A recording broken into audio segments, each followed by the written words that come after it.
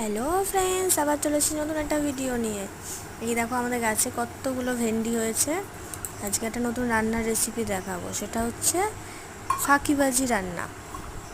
এ দেখো, প্রথমে কাঁচা মাছগুলোকে নিয়েছি, ভাজবো না, কিচ্ছু করবো না। একটু নুন, লঙ্কার গুঁড়ো, হলুদ আর একটু সর্ষের তেল দিয়ে মাছগুলোকে ভালো করে মেখে নেব। মেখে নেওয়ার পর তেল দিলাম, একটু সর্ষের তেলটা একটু বেশি লাগে এই রান্নাটাতে, আর একটু ধনেপাতা হলে তো জমে যায়। আমাদের কাছেও অল্প কটা ধনেপাতা ছিল, অল্প একটু ছিঁড়েছি। আর তারপরে এগুলোকে ভালো করে মেখে নিচ্ছি।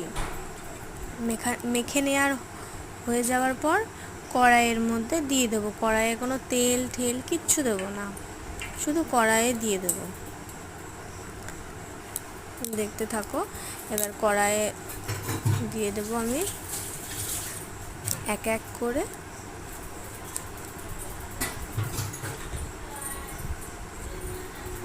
কড়াই দেওয়ার পর বাটিতে যেটুখানি ঝোল ঢোল থাকবে সেই ঝোলটাও দিয়ে দেবো।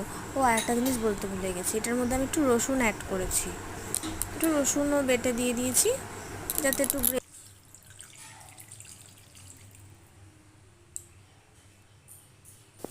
এবার কে কেমন ঝোল খাবে সেই বুঝে জল দিয়ে দেবে।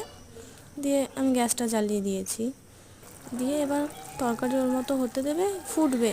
ফুটছে, ঢাকা দিয়ে রাখলাম কিছুক্ষণ। এবার ঢাকনাটা খুলে ফুটছে তরকারি, এবার হয়ে গেছে, ঝোলটা একটু টেনে গেছে। তারপরে ধনেপাতাগুলো দিয়ে নামিয়ে নেব। তারাও দেখাচ্ছি নামিয়ে নেওয়ার পর লুকটাকে। এই দেখো আমার তরকারি হয়ে গেছে, আমি নামিয়ে নিয়েছি। তোমরা যে যেমন ঝোল খাবে তেমন টানিয়ে নিলেই হয়ে যাবে। টাটা।